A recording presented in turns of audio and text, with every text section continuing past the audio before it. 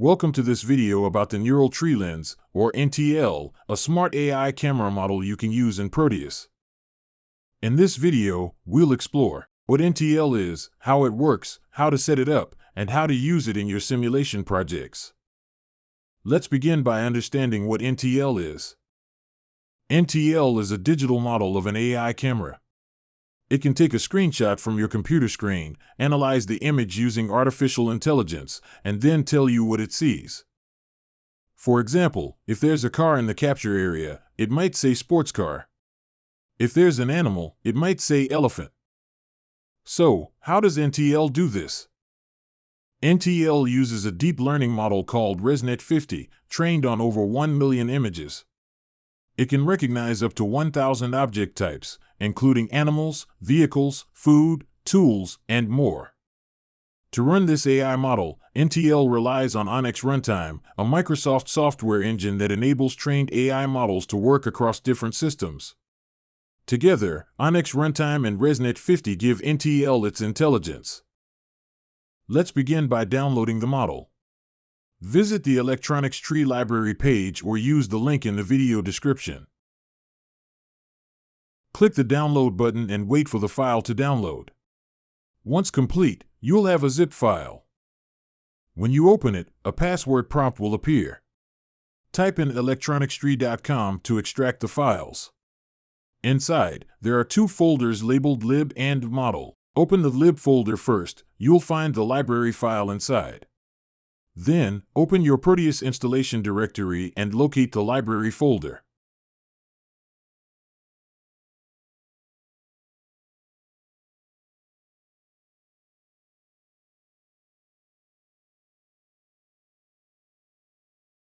Drag the file from the lib folder and drop it into your Proteus library folder. Next, find the models folder in your Proteus directory. Open the model folder from the extracted files and drag the file into the Proteus models folder. Now open Proteus. If it was already running, restart it to load the new files. In the schematic editor, open the library browser, search for NTL, and place it on the schematic.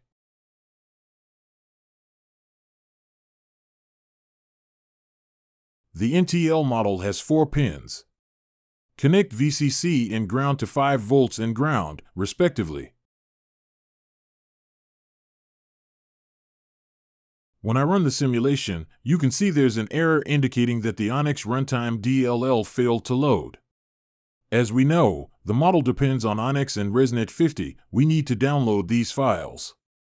To save you the trouble of searching, I've added the download links in the post so you can easily get the files.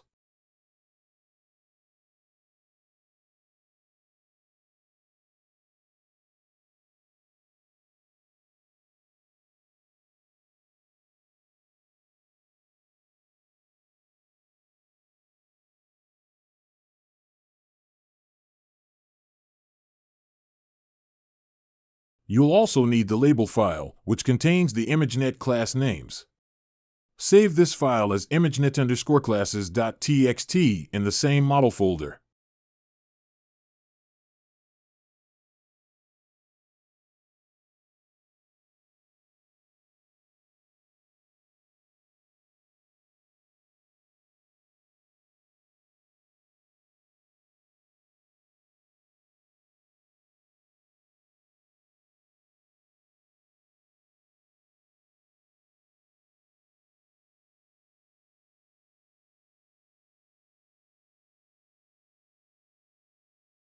Since the downloads are still in progress, let's fast forward a bit.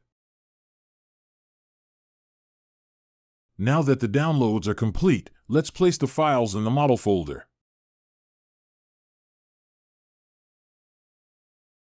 The ResNet-50 file is a single file, so you can place it directly into the model folder.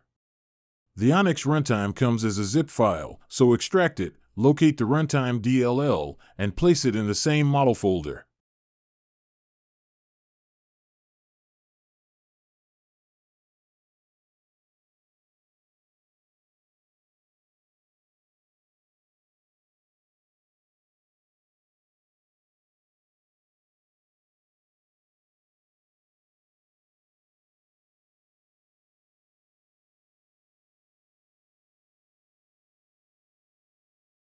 After placing all 3 files, I'll start the simulation again, and this time, it works perfectly without any errors.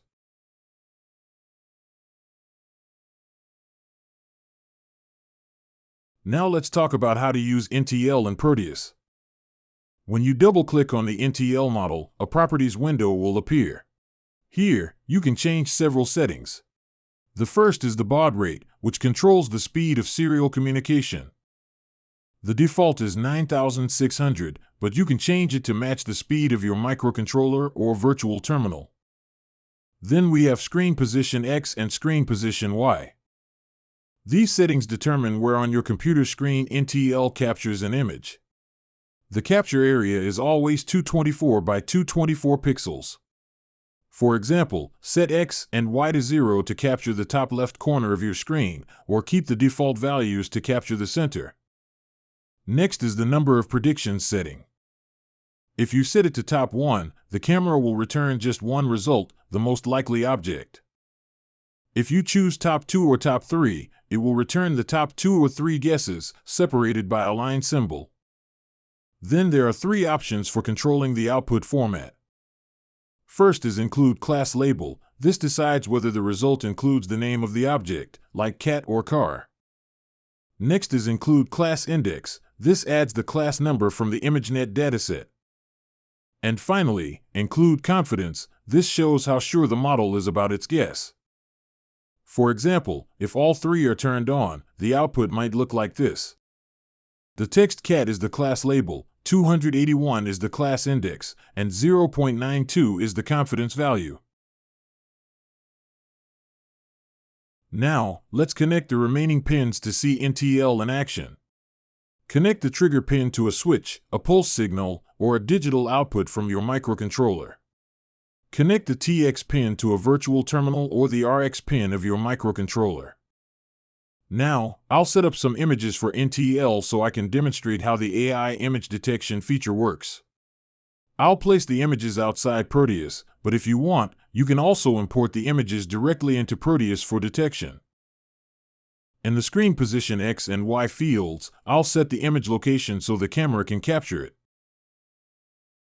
Once everything is set up for capturing the image, start the simulation. When the trigger pin goes high, NTL captures the screen, processes the image, and sends the result through the TX pin. There is one limitation in NTL: only one AI camera component can be used per simulation. Adding multiple instances may cause errors such as internal exception or access violation in module, or it may result in Proteus freezing or crashing. In the next updates of this model, I will fix these issues.